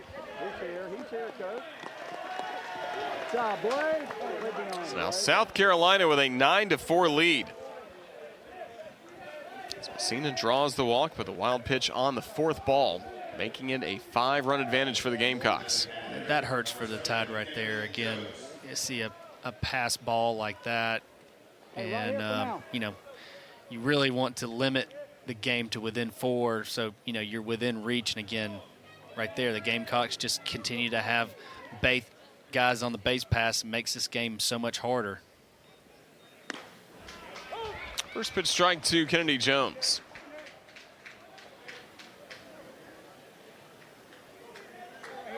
His brother Sheridan Jones played football for Clemson.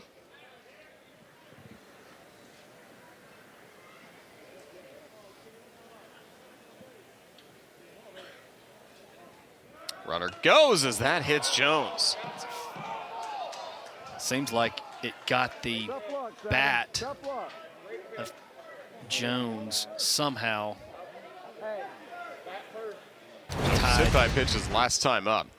Tide is really fortunate there because not only did Messina have the base stolen, but you got to go back to first base.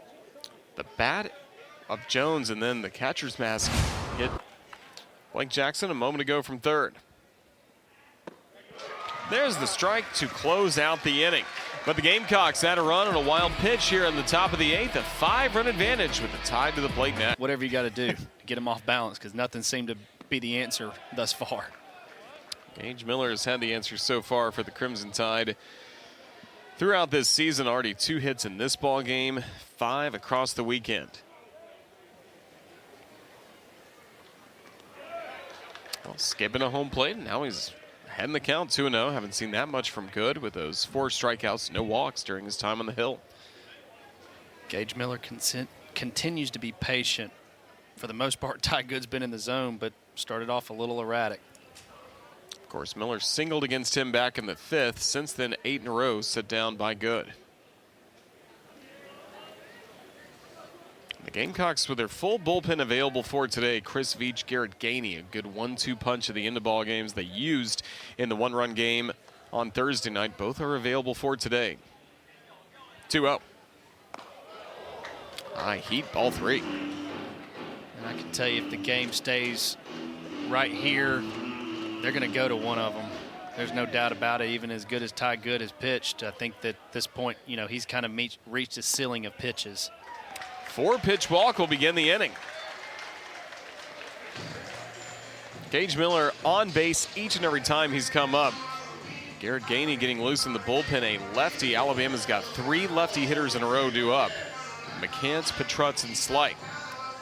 Yeah, don't be surprised if you start to see Gainey starting to getting ready quickly. Again, not to say Ty Good, this is the first time he's had somebody get on leading off. It looks like they might be giving Messina going out there to get some more time to get Gainey going. And probably just talking to Ty Good to tell him to don't change anything you've been working on, son.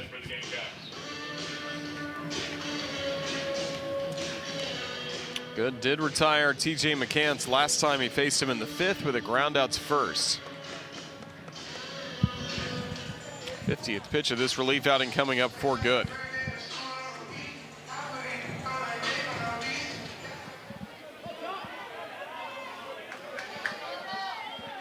Leadoff walk to Miller. Now it's T.J. McCants. 0 for 3 in this game. Sometimes that's all you need is to lay off a first pitch changeup. You get 1-0. It seems like TJ today has just been between pitches, hasn't gotten really anything going. 6 in a row outside the strike zone to start this 8th inning for Good. Defense continues to play poolside against McCants. Right here, if you're TJ McCants, in your mind, you got to stay middle of the field because you know that changeup's there if they need it. But it looks like they're going to make the call to the bullpen. Matt Williams, pitching coach for South Carolina, coming out, and Garrett Gainey, who transferred to South Carolina from Liberty, gets reunited with his pitching coach, Matt Williams, now in Columbia, and at the end of games, he's found some success. Yeah, Garrett Gainey, he is the save guy. You can see he's got 15 innings, 25 Ks, 3 walks, so he is your strikeout guy and the guy that you want up right now, and the Gamecocks weren't going to waste any time to get him in the game because, like I said, you've got a lead. It doesn't matter that it's 9-4 right now. You got to shut the door. You got to limit any damage against the Alabama. You don't want them getting any momentum, so you're going to go to your best arm available. Ty Good done for the day after it was excellent. 3 innings that were scoreless. He did walk Gage Miller to start this inning. Couldn't find the strike zone against McCants. 2 balls, no strikes the count as Gainey comes in to face McCants. Fastball at 93. McCants, one of 3 hitters in a row that are due up for the Crimson Tide from the left side. Ian Petrutz, Evan Slight coming up next. So again, solid time to go to Gainey for South Carolina. Welcome to the game. Just blow a fastball at 93 right out the gate on a 2-0 pitch. Back-to-back fastballs makes it 2-2. And before you know it's 2-2 right now, so TJ McCants went from an advantage count to now battling up, and I think this is, again, pivotal point in the game. What are you going to do right here? You got to find a way to put the ball in play. Welcome to this ball game, Gainey. 3 straight fastballs. That one at 94 froze McCants for the strikeout. Questionable pitch right there, but nonetheless, it's a pitcher's pitch, and Gainey, good grief. You come in 2-0, come in 3 fastballs, and get TJ McCants, and on the 3rd strikeout, just a pitcher's pitch. You can complain all you want to, but again, it was a great pitch by Gainey. 10 strikeout game for South Carolina's pitchers. Ian Petrutz, soft chop to the second baseman. Nolan will get the shutout. Now there are 2 gone with Miller at second base. And that's why Garrett Gainey is your back-end save guy. You just went from guy on first with nobody out, strike him out, and then you get Ian Petrutz to weakly ground out to first base and give the Gamecocks the opportunity to shut the door against the meat of the order for the Tide.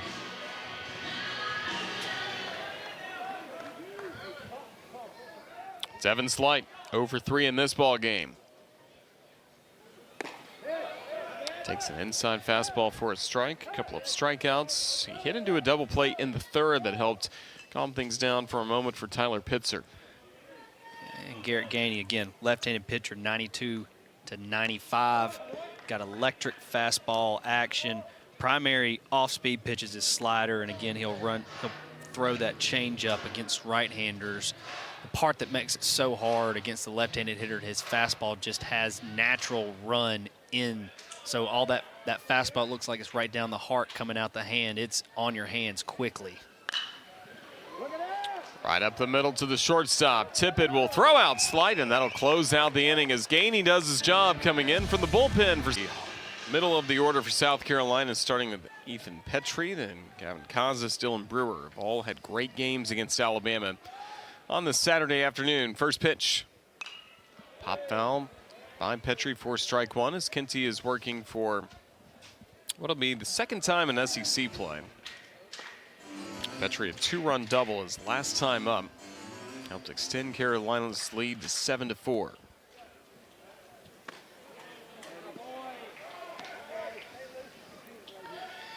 We were talking SEC week in, week out. Alabama has an opportunity still to sweep, but again, you're the Gamecocks. You understand that you got punched in the mouth the first 2 games, although, you know, you're scrapping to come back in, haven't played your best game. You get one today. You never know where one SEC game can take you. Makes you feel a little bit better if you can walk away with one instead of being swept on the road. Yeah, that may be the difference for a lot of teams trying to vie for positioning, not only for the SEC tournament, but then You get into bubble scenarios to earn a berth to the NCAA tournament and a regional. Getting one on the road versus getting swept could go a long way. Petrie sends this one a long way to left, but the Crimson Tide will make the play with Ian Petrutz in left field. Still a good performance by Petrie, continuing to get on base in each and every game for the Gamecocks this season. Roger, you bring up a good point about RPI and how you look at your resume when it comes down to it. You know, you want to limit your circle of possibly getting swept where it was only you lost 2 out of 3. All that stuff adds up in the grand scheme of things, and if you're South Carolina, you know, the most important part is find a way to get a win today to give you some momentum, feel good about going back to the house, and hopefully getting back on track. I see a very good showing in the RPI top 25, including these two teams that are here today. South Carolina, number 9 in the nation, trying to pick up a win here against the Crimson Tide before the Gamecocks will go home to take on Texas A&M next weekend. Yeah, Casas continues to see the ball really well against the lefties and continues to. Oh, Hodo flashed the leather one time. He's had a 2-homer game and continues to play a solid defensive first base as well for Alabama. See right there, Hodo makes a great read, takes a little drop step, understands that he's got to see that ball and don't want to take a short hop. Takes it himself, young fella.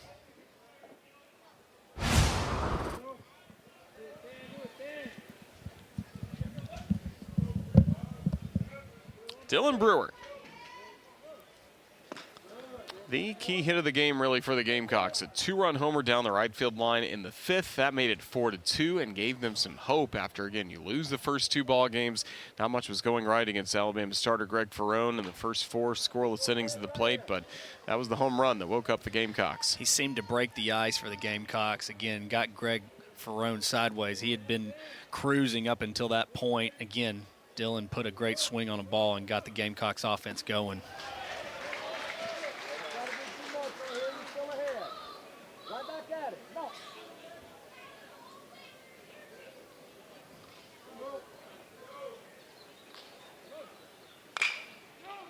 Chopped to first, Hodo with hops, and that'll close out the inning. Kenty does his job. Last, Justin LeBron against Garrett Gainey, the lefty for Carolina, trying to close this one out. See if the Tide can muster up any offense to get a couple of runs across and just stay alive. LeBron 0 for 2 with a walk in this game.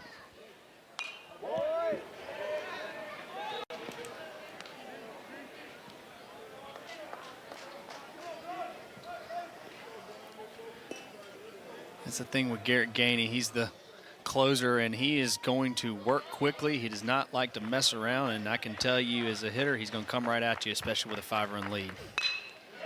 Base hit to left field by Justin LeBron. Challenged him with a 94-mile-an-hour fastball, but LeBron's aboard to begin the Alabama ninth. Good start for the Tide right there. Justin LeBron just getting the fastball that just got a little bit too much of the plate. But again, I think for Gainey, you want to be aggressive and go right at it. I think you do that. Pass it off to the next guy and a hot hitter in Cade Snell.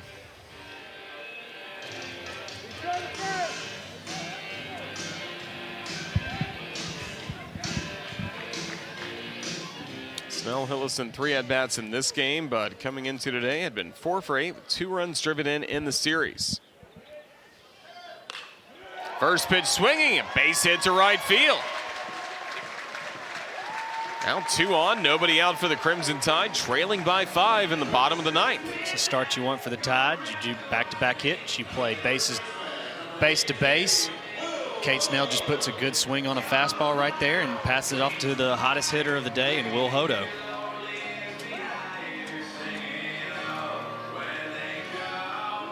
Two-homer game already for Will Hodo.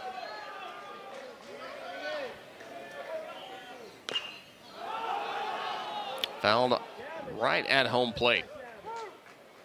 Gamecocks were hoping it'd be a chance to get a quick, easy out here in the ninth. Yeah, my college coach taught me one of those, when you foul the ball off, you can clearly see on a slow replay that went off his in heel, but I'm selling it. I'm trying to let everybody know it's what we call the ouch play. just in case, to let all the umpires and everybody know that it was a foul ball.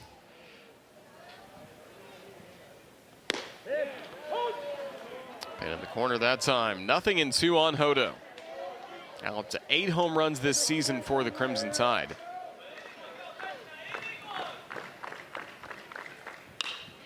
There it is. Base hit in the left center. Justin LeBron will stop at third. The base is now loaded with nobody out for Alabama. And just like that, you got the bases loaded, and you just rewind the game, and you saw where some of those hits where USC kept getting more and more after that knockout blow with 5 runs, how it all adds up, because now you blink, and just like that, Alabama can make this game, get this game really close. And a veteran hitter in Will Hamiter, who's continued to give the Tide good at bats, off the bench in a limited role at DH too. Crimson Tide will have him bat in the spot of Mac Gassetti, and you may say, now wait a second, Alabama's going to put in a lefty to face Gainey, but the way Hamiter grinds out at bats, as he fouls the first pitch away, just somebody the coaching staff can trust in a pinch hit spot like this. Coach Vaughn talks a lot about, you know, focusing on quality at bats, and has nothing to do with William Hamiter's average, his stat lines. He puts good at bats together, and you saw on Thursday night he put a great at bat together in a sacrifice fly that put the Tide up by 1 late. It was a tough at bat, and I think William Hamiter continues to get these opportunities because of that. Slow chop to first. Gamecocks will only get 1 out on the play. Crimson Tide get a run. RBI groundouts first for Hamiter to bring home Justin LeBron to make it a 9-5 ball game. Gamecocks will take that right there. You're going to see another pinch hitter right here.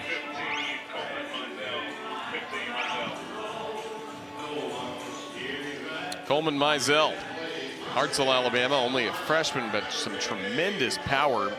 Fans that went to some fall baseball scrimmages here at Sewell Thomas Stadium got to see that, and even some of the preseason work.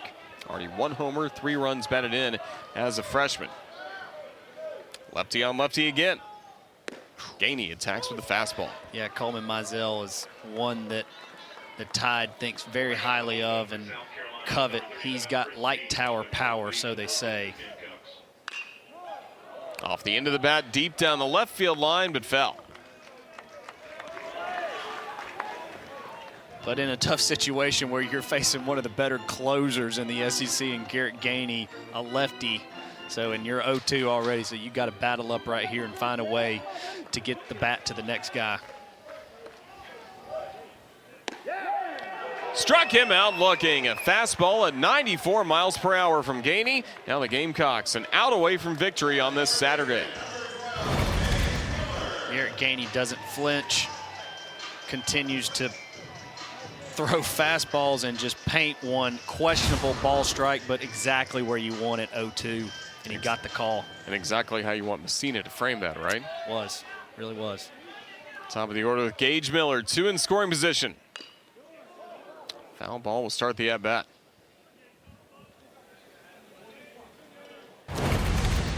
Like an excuse me swing right there, got fouled off, got him right on the top of the foot. No, that one hurts.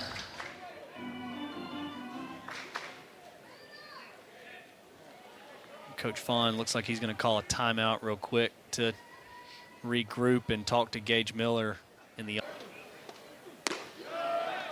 Outside, a ball and a strike. Miller has gotten on base each and every time he's come up to the plate today. 2 hits, hit by a pitch, drew a walk last time up against Ty Good.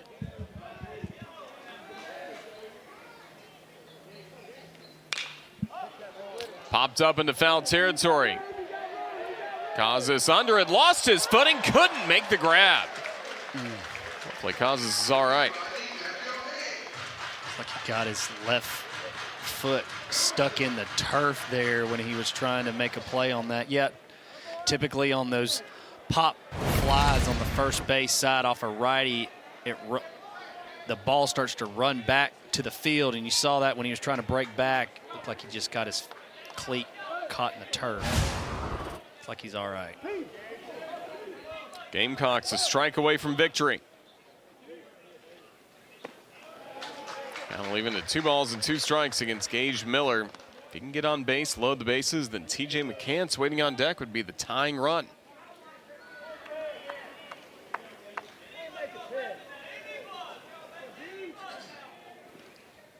Two.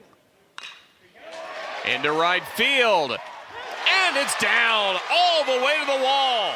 Snell scores right behind him. Hodo, Gage Miller hustling to third base. He's in there, and the Crimson Tide keep making noise in the ninth. Gage Miller continues to come through for the Tide right there, and I hate to downplay being aggressive, but for Petrie right there with the game where it is, I don't like the dive right there. You know, as much as you want to end the game and be aggressive, you got to keep the ball in front of you one way or another. And now you look up, this game is within reach for the Tide. Again, it's one of those for TJ McCants. Again, he's been stymied today, but again, he's a veteran hitter, and he knows all it takes is one hit to just keep this game in reach for Alabama. Tying run at the plate. McCants 0 for 4 with 3 strikeouts in this game. He's got Miller at third with 2 gone. 9-7. It's been a 3-run bottom of the ninth for Alabama.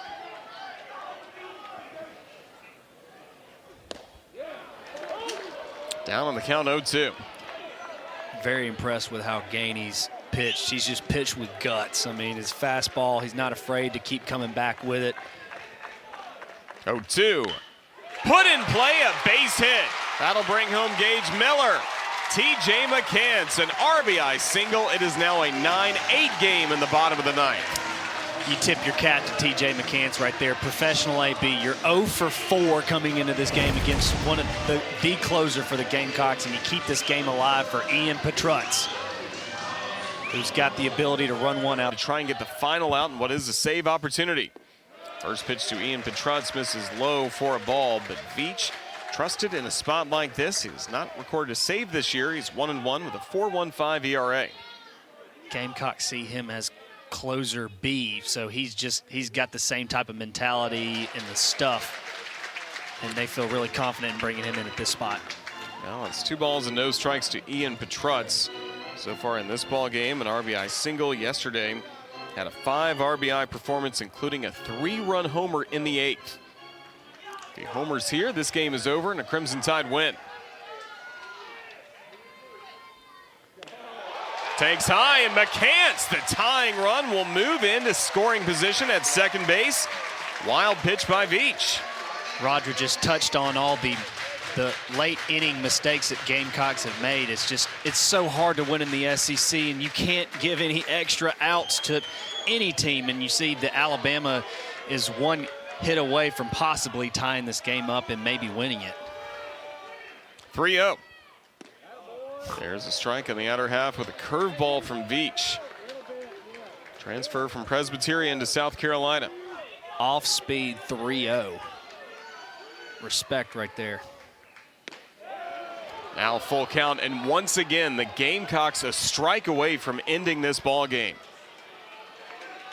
Veach just living with confidence with his off-speed pitch. Interesting to see what he goes to 3-2. Payoff pitch. Poked high in the air, foul territory. Messina coming over. He goes into a slide and can't make the grab. Extra life again for Alabama.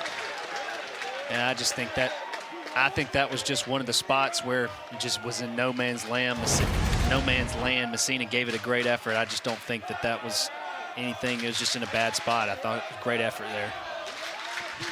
Petrutz still alive, 3-2. What a game of inches for South Carolina today in this 9th inning. Gotten everything you've wanted to if you're a fan at this game today. McCants, the tying run at second. Winning run at the plate, Petrutz. Here we go. Ball 4. Now Petrutz, the winning run will be at first base. Crimson Tide will send up the captain to the plate, Evan Slight. Again, you keep giving yourself, passing the bat off to the next guy. Evan Slight is the guy you want at the plate. Lefty-righty matchup. Evan Slight has got a cool heartbeat. The moment's not too big for him. At the same time, you got Chris Veach, who's pitched in these roles before. First pitch. Mighty cut on a curveball for strike one. Go back 2 nights ago for Slight. He had struck out his first 3 times up on Thursday, then led off the 8th with a single, eventually scored the winning run on a wild pitch. Waves and misses this curveball. Again, the Gamecocks a strike away from putting this game in the win column.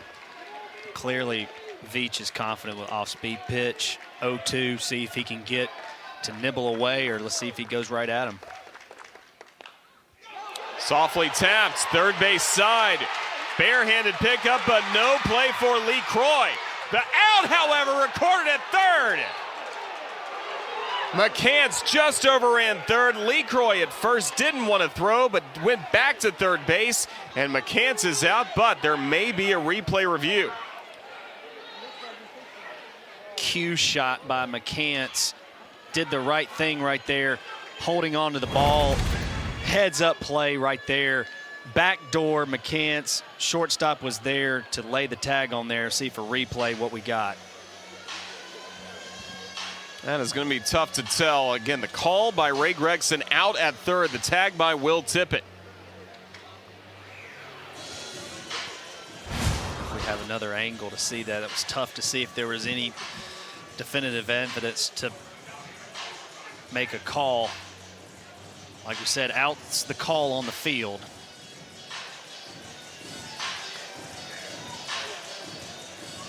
What a game.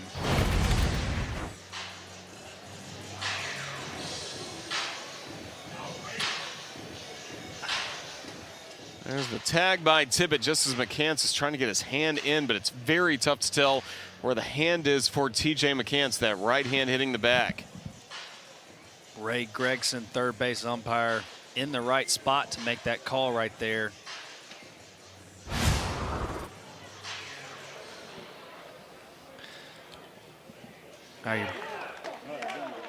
Out confirmed, and the Gamecocks take the final game of this series. 9-8 the final score, and another one-run thriller between South Carolina and Alabama.